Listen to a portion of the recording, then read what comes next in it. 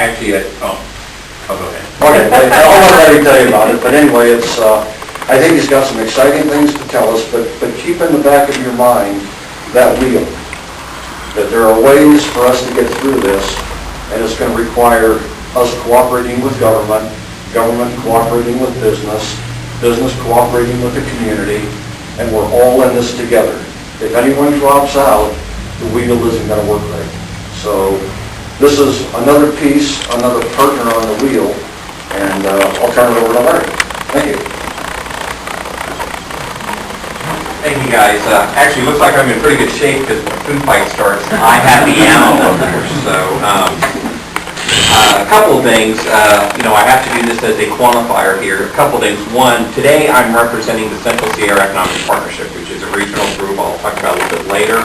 That is a regional organization between counties in the Sierra, and we'll kind of go through who that is. In addition, this is not an endorsement of any candidate of anyone in Calaveras County. We stay out of the political realm at the Central Sierra Economic Partnership, and within our county, I say apolitical. Actually, adding to our food fight joke a little bit is how we were founded, or how we were set up. We're a JPA, a Joint Powers Authority. So it actually provides me a great opportunity to go into businesses and say, I'm from the government and I'm here to help you. And so I always get a laugh, just like here, that we're here to help put it together. So let's talk a little bit about, first, what we have done in Tuolumne County, and then what that has done to help build the Central Sierra Economic Partnership, and then a little bit of what we're trying to do not only locally in Tuolumne County, but then also what we're trying to do regionally as part of the Economic Partnership. A little bit about the JPA. I've been in Tuolumne County just coming up on a year now. Basically, how the JPA was looked at and how it came about was it all started really with the demise of the old Economic Development Company of the Motherlode, a.k.a. the Economic Development Company of Tuolumne County. That kind of went away and dissolved approximately the end of 2005 or 2006. After that, there was changes within the Board of Supervisors. There was also changes within the CAO's office. Upon Craig Pedro coming on to the county administrator's position, Greg Applegate, who's had over 20 years of experience within the city, hi Diane. And so those two individuals started a discussion also that was somewhat pushed by their Board of Supervisors and their city councils. And they said, we've got to do something about this. We've got to plan for the future for the economy. So they brought in an outside expert. An expert is anyone that lives more than 50 miles away. So they brought in Wayne Shell from CalEd. CalEd is the California Association of Local Economic Development, non-profit organization that provides advisory services. That was March 2008. And the reason why I'm going to give you the timeline a little bit is to show to you can't change things overnight, but you've got to start the march sometime. And so in March 2008, we had the CalEd conference in Tuolumne County. They brought in business leaders, they brought in elected officials, they brought in people from city, county, planning departments, the whole 9 yards. When they brought them all together, they basically laid out the groundwork of going, okay, we're here now, how do we get here? Basically what came out was both Greg Applegate and Craig Pedro were tasked with finding a mechanism that worked. They had tried a 501c3 before, a nonprofit organization. They've tried membership-based organizations.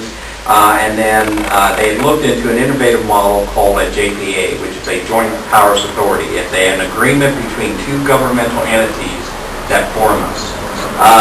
They went down that road, looked into it legally, and found that that was the best structure to be able to lay up the JPA.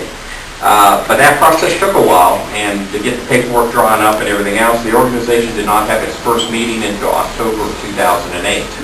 At that time, they started meeting, immediately went into the hiring process, and when the hiring process started in January of 2009. Where it starts getting interesting is about March. I was a economic development director in Gilroy, California.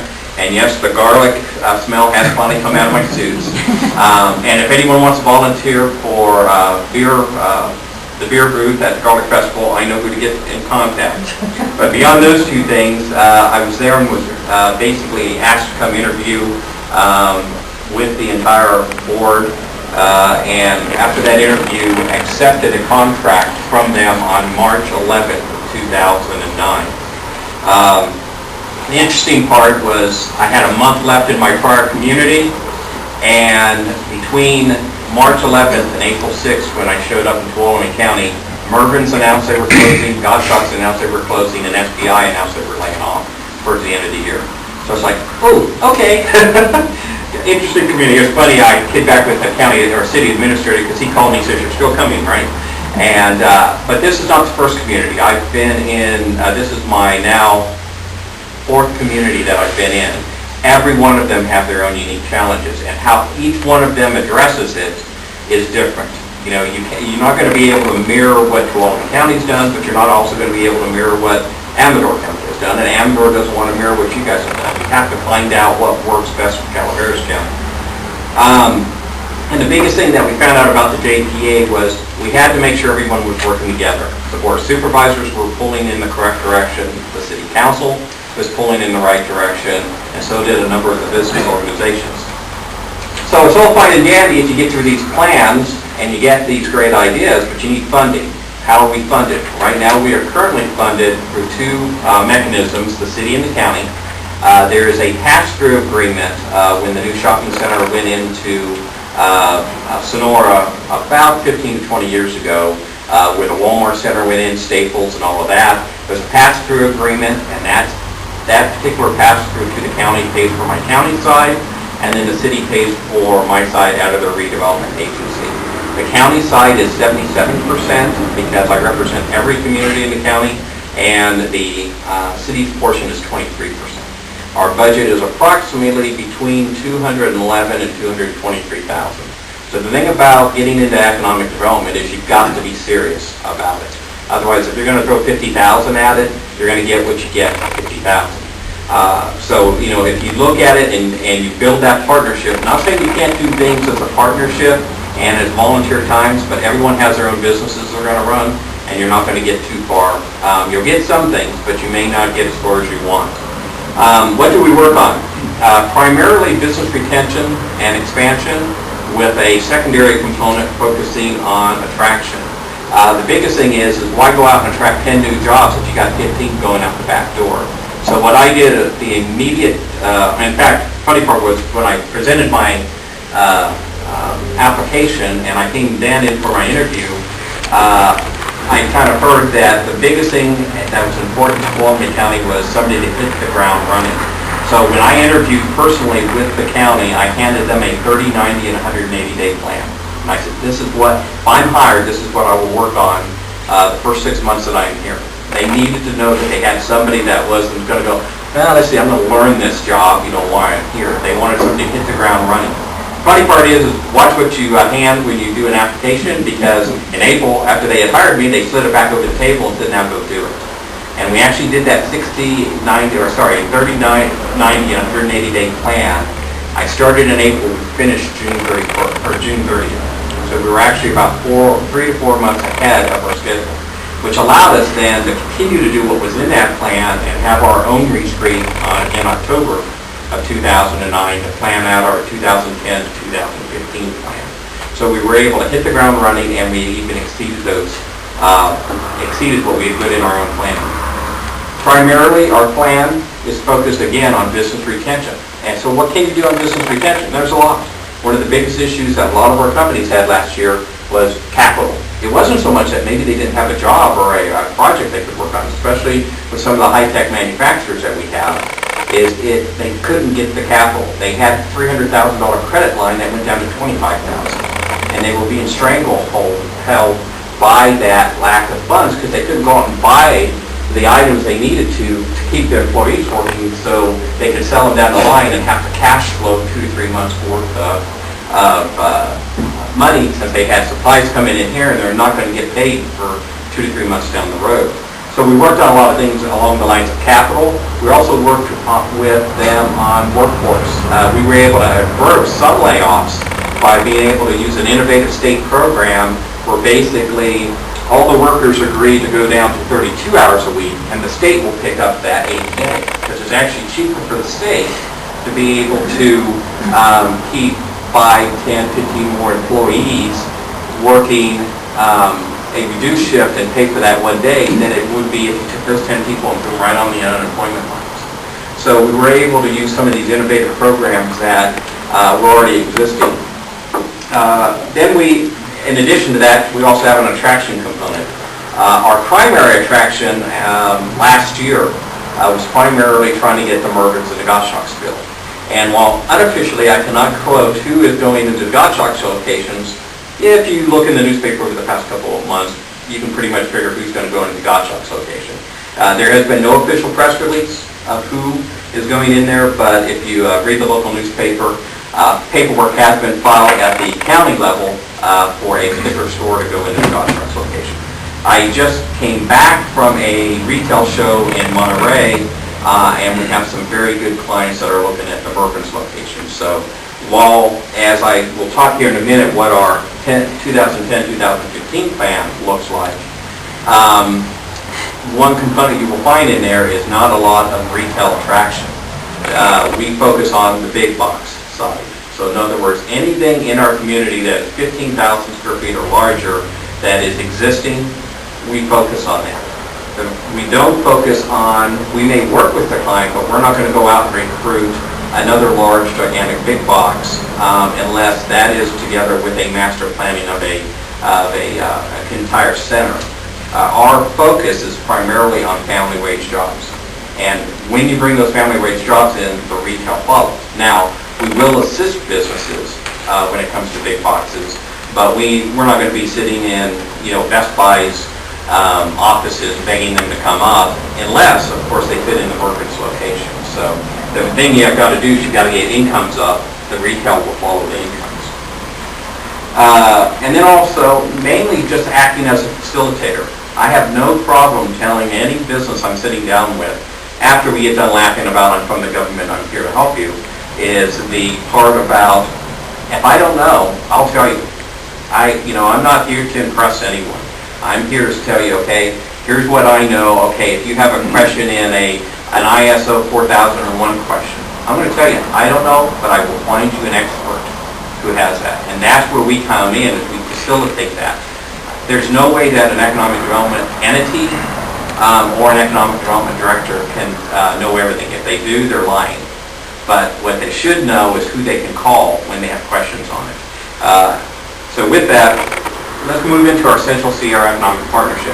Something that had kind of went away, much like our economic development entity in Tuolumne County, was the Central Coast marketing team, correct, Diane? And it kind of was a loose-knit group of individuals. This marketing team was technically set up about 10, 15 years ago, back when the state had a Department of Commerce. And they were trade areas, and the state worked with them to send, they were kind of the referral network. As projects came into the state, those entities ended up getting that contact information, and then it was passed off to whoever was the rep in a particular county. That had kind of fallen apart. And I've always been a real big believer in regional partnerships, not so much about do we need to all go out and go to the next bio show, or do we need to go out and go to the next high-tech show. It's more about sharing ideas. And so soon after I got here, I called up Diane, I called up Amador County. Thank you, Ron Milburn, thank you. And a few other individuals who make up the old network, and sat down and said, let's meet. And so we met, and then I started formulating some stuff over the summer, and then we came back with a good partnership where, one, we went after some PG&E funds, and we were able to get $5,000 funding from Pacific Gas and Electric through their foundation, and then each community, I believe, got $1,000 to be able to go towards economic development type purposes. And so we took the $5,000 regionally, and at a recent meeting voted to do a thing called Tools for Business Success. We felt it was one thing that we could do across all counties that would help all of our small businesses. And what it is an online database that's plugged into many of either the Chamber's websites, the local economic development website. And what it does is that at 2 o'clock in the morning, you've got this brilliant idea and you want to open up your own business. You can go to this website, you can find out information from everywhere from what business format do I want to have my business, how to do a spreadsheet, downloadable spreadsheets on how to open your business, how to do your cash flows, the whole 9 yards. It's like having a small business development center counselor or a store counselor sitting there next to you. So that was one thing we found that we could do on a regional basis. But that's going to continue to grow. We're meeting in person on a quarterly basis. In fact, I believe our meeting next month is in Angels Camp, and we do an in-person meeting every quarter, and then we do a teleconference the months in between. And so that's a little bit of where we're trying to build that regionalism in there. One reason why we're doing this is I've seen it work in so many different communities I've been in.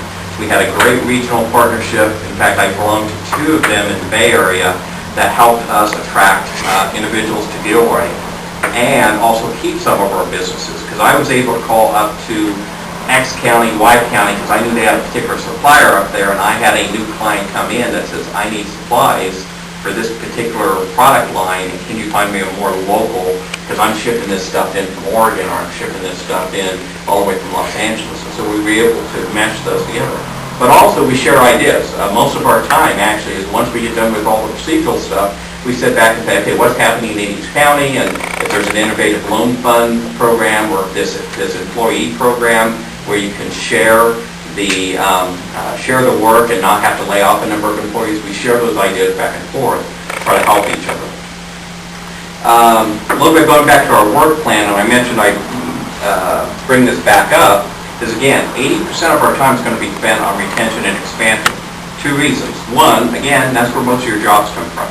One, if you keep your current jobs, it keeps you, if you keep 10 from leaving, any that you attract is just a bonus.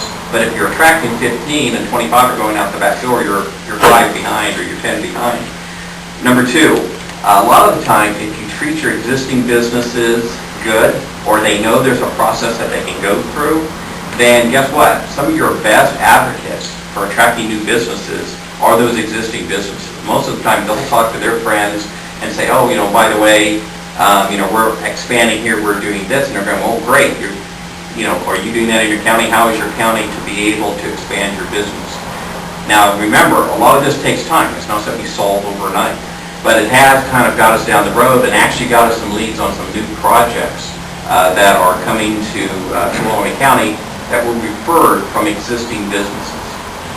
In addition to that, our attraction side, because there is always an attraction side to economic development, is we went in and we found out what our niche manufacturers are. We have found what exactly works for Tuolumne County. It may not be what works for Mariposa County. It may not be what works for Tuolumne County. Each community has to find that out. And even within your county, you're going to find certain areas. We are lucky that we happen to have what I call boutique manufacturers. They're family-owned, high-tech businesses that love Tuolumne County for the quality of life.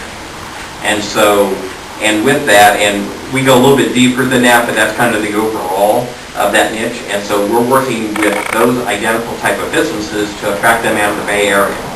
And as we do that, we'll add 10 jobs here, 20 jobs here, 50 jobs here. So those are our 2 primary, is again, business, retention and expansion, and then attraction.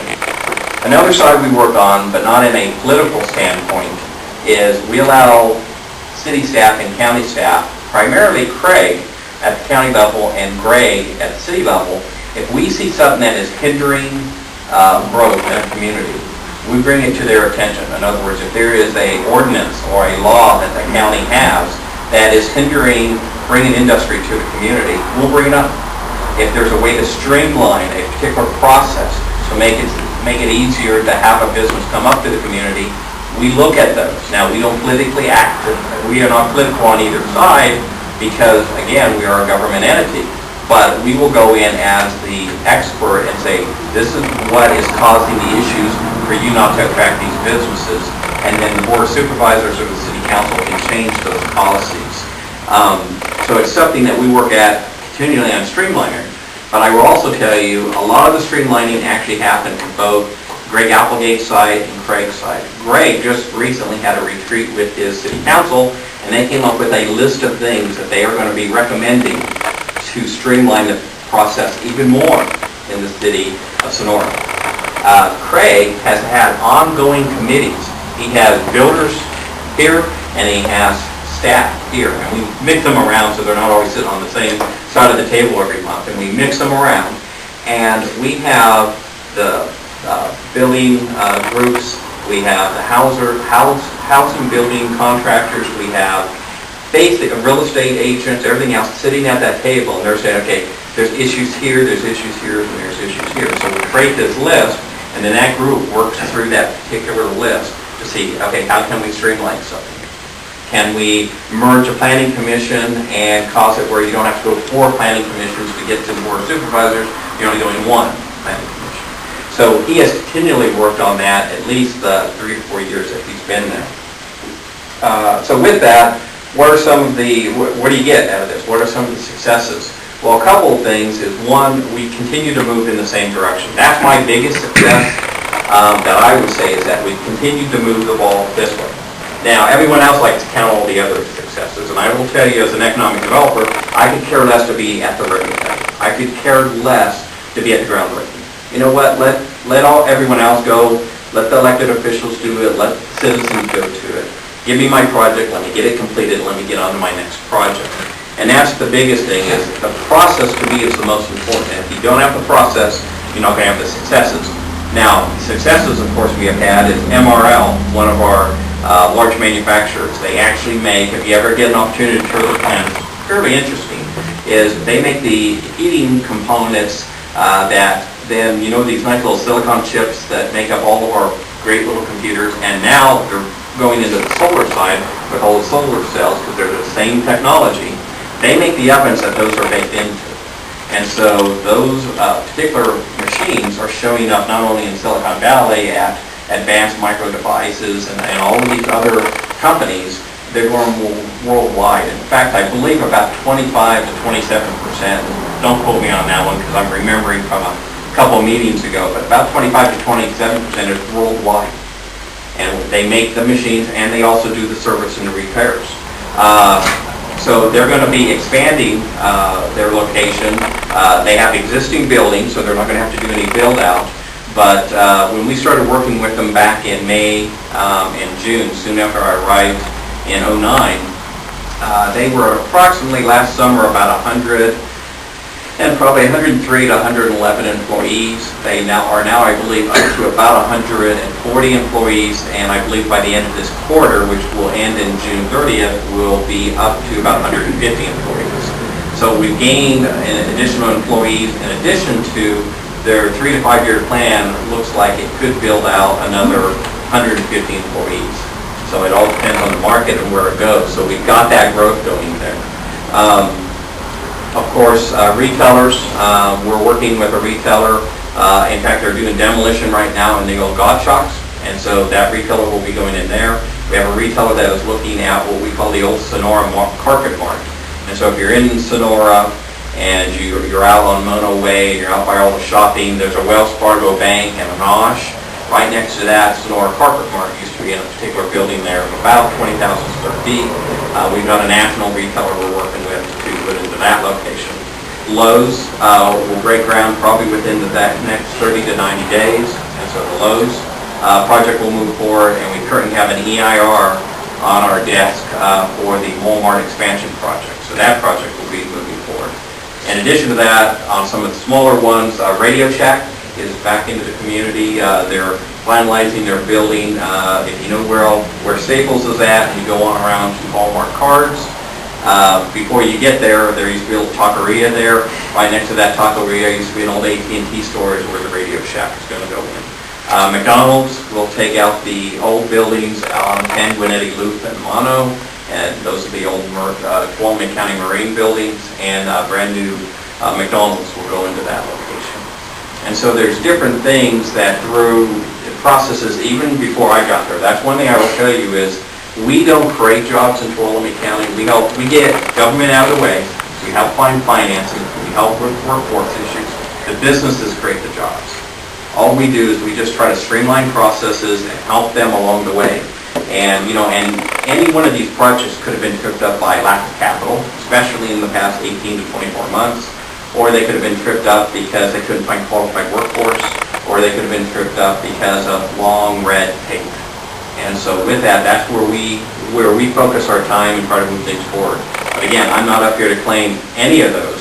Those are business decisions people are making. We're just making sure we get out of the way and we help in any way that we can. So that's pretty much, I think, everything I have, unless we have questions. I like the question and answer side a little bit more, because then I can kind of, rather than bore you and talk about what we've been doing, you can ask me direct questions and I can give you the best answer that I can. Open for questions.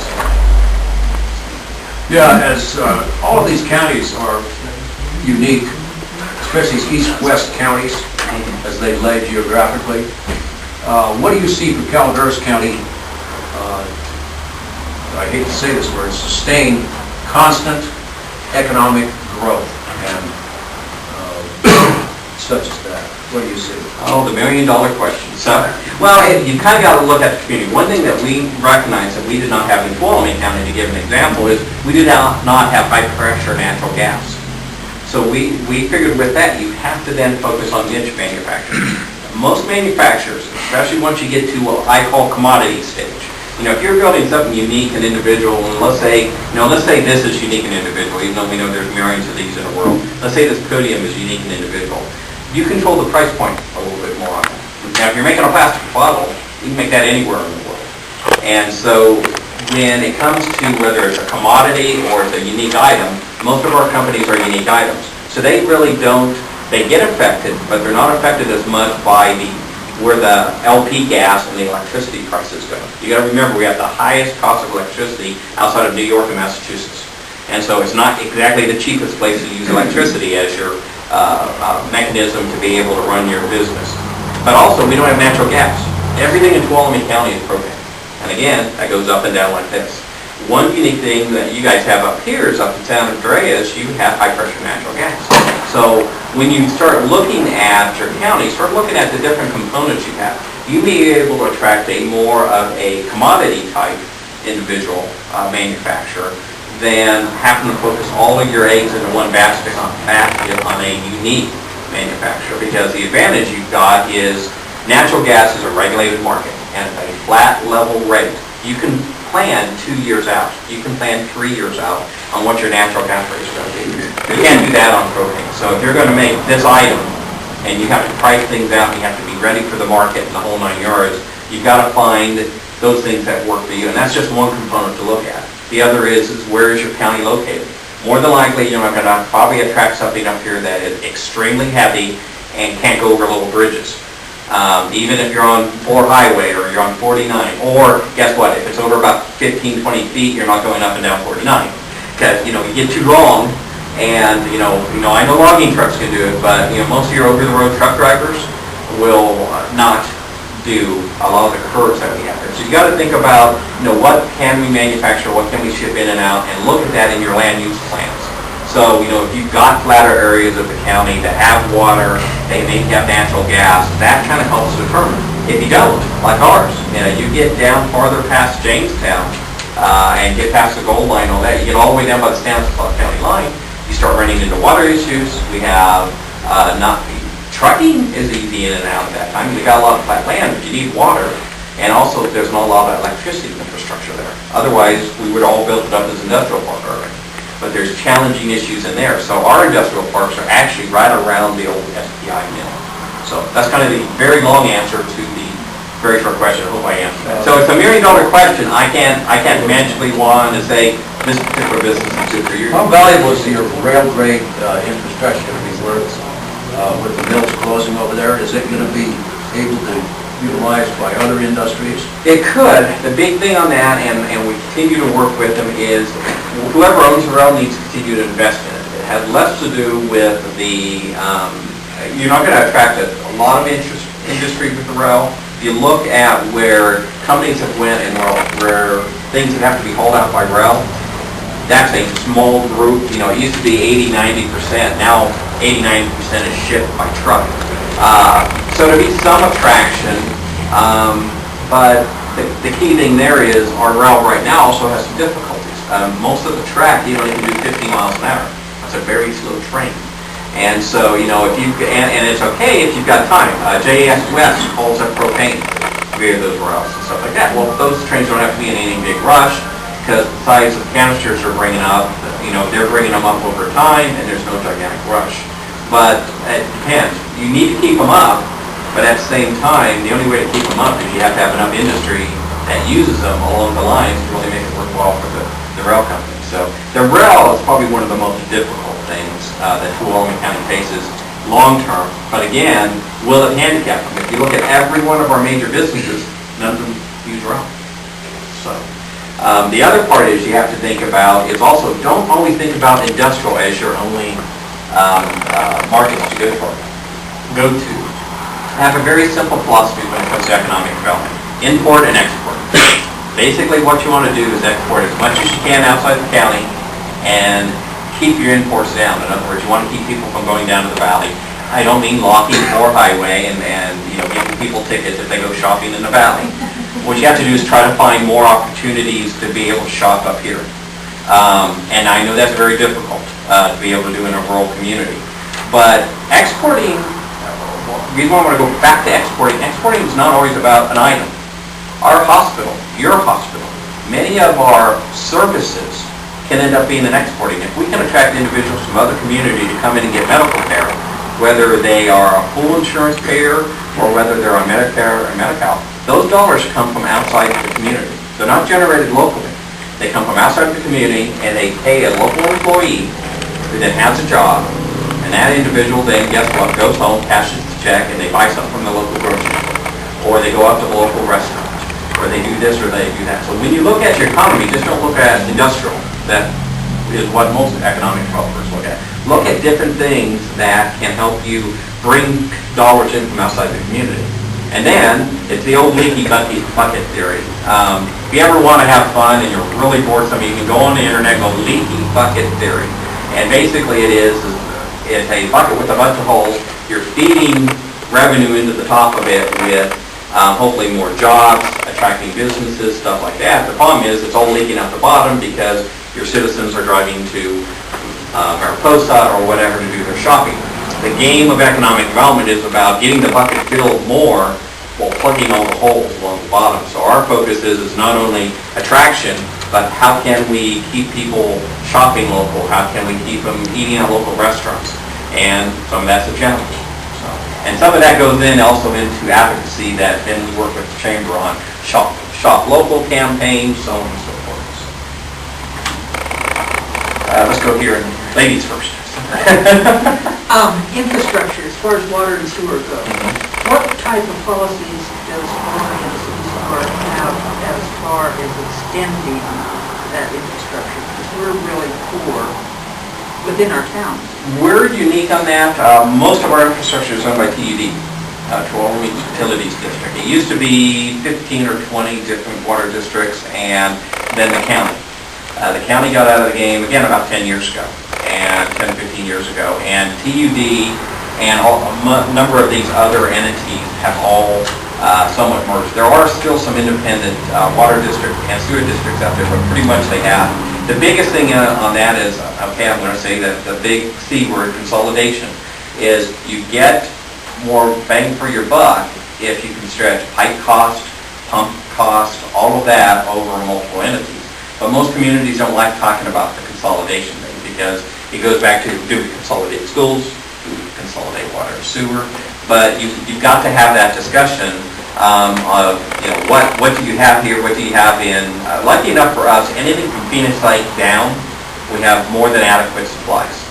It's everything from Phoenix Lake up. Now the catch with that, we have, and I don't know if you guys have them here, we have things called plumes. And those plumes, the problem with one of them is they're a mile long. And it goes from Spring Gap down to about halfway down to, I'd probably say not Phoenix Lake, but I'd probably say a good couple miles down. And it's all elevated.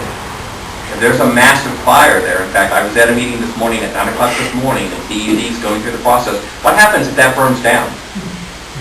We've got 4 days of water in some communities. Now, anyone south of Phoenix Lake has a couple months. So there's enough time to rebuild, get bypasses and everything else. If you're in Cedar Ridge, you're in Sugar Pine, you're out of water in 2 days. So it's one of those things that the best thing is you've got to look at each, and I don't know, do you guys have separate water districts in each part of the county here? Okay. A lot of them, yeah. Well, it's kind of like it's an old big one we used to. By the way, I spent about 10 years in the Midwest. I'm a Denver and LA kid, but I actually spent 10 years in rural communities in Kansas. And one of our favorite things was we take everyone, we put them in a room, we lock the door, we don't let them out until they figure it out. And you have to do that somewhat with your utilities, but sometimes it's a carrot. So what I would be doing, I guess, let's say there was an economic development entity here and I was your Calaveras County economic development person. What I would look at is going, I know I can't force each of the districts to work together, but hey, there's some ARRA funds over here. So, and ARRA, by the way, is American Recovery and Relief Act funds. Well, sometimes when you wave the carrot out front with the money, you can get everyone to work together. And so, you know, it could be getting them together and seeing if there's any NSA, National Defense Funds, to protect the water source. If there is, it may be a way to get them all to work together, much like we're doing and you guys are doing on broadband. We're getting, you know, regional people to work together and say, let's go over this pot of gold and help all of us on funds. So something like that, a couple things. It's probably something that needs to be studied, and by studied I don't mean go hire a $100,000 consultant. Staff can do it, especially if you had economic development staff. If not, planning staff can do it and say, what do we have and where can we expand sensibly? That's kind of when you start doing the, okay, what assets do we have in San Andreas? Okay, we have gas, we have flat land, we have good water expansion capabilities. For Arnold, may only be able to add on 5 new customers every year, otherwise their system is taxed. Well, you probably don't want to plan a massive development there. And all of that takes a lot of sitting down, working together as a group and saying, you know, where does growth look good, you know? And you guys probably did go through some of that process on your general plan. And correct me if I'm wrong, at our last Central Sierra, by the way, Diane's your rep at the Central Sierra Economic Partnership, is you guys are just getting into, I believe, the process of a general plan update? Yeah, public hearings are The public hearing. just about over. About over. Okay, so you guys are a little bit farther in the process. But, you know, a lot of the times that comes out during that public process part is, you know, what, you know, all those things should be looked at. If you look at the county general plan in Tuolumne County, they lay out zoning districts and where they believe that the growth will be, and it's laid out and areas are zoned. And so, and we go back, and I force them to kind of go back every couple of years and go, okay, well, this sounded like a really good idea to zone this as industrial, but because of these conflicting issues, it really is not a good industrial location. We really need to rethink of this as commercial or housing. But this area over here that we always thought was housing, guess what? We got the new bypass going in. You know, it's always good for the commercial by intersections, so you're not building roads out to them. And so, you know, you kind of look at those things, and hopefully that all came out in the general plan. But I don't know, I haven't read it. So. You had a question? Just a quickie question. What has been the net effect or benefit to Tuolumne County from the casino? I mean, how much does it actually really benefit the county? Well, I mean, depending on a number of things, jobs. I mean, there is a high number of jobs there. Also, it brings in individuals. It depends on where you look. You know, some people say, well, you know, it's been a benefit, it's been a negativity. Well, if I'm just going to look at the positive aspects, one, it creates jobs. Number two, those individuals spend in the local community, the whole 9 yards. But also, those individuals a lot of times will come up, and they'll come up and gamble a day or two, but then we'll go up to Dodge Ridge, we'll go out to Covers, we'll do other things while we're up there. But that's not for everyone. You know, that may be 25% or 50% of the people. So some people just, like my parents, which is hilarious because my parents gamble like crazy, and I gambled once. It was 18 years ago, and I lost. That's why I don't gamble anymore. But I have nothing against it. It's one of those things that we, you know, individuals may just come up for that. So you're always have a percentage of individuals that come up for just gaming, and then they're going to leave. But with as many casinos that are around in California now, there's less of that. Generally what it is, it's a component of why they're up here. They're up here and they're staying a few nights, and they've got a location in a cabin, so they're skiing a couple days, then they're going there, then they're shopping, then they're going to go down into Yosemite. So it's just part of the whole experience. So hopefully that answers your question. But I can get you a contact number for Ron Patel, and he can tell you exactly the economic benefit. Ron is our general manager at the casino. And Lester Lingo is kind of my equivalent with an entity called TEDA, which is the Tuolumne Economic Development Authority.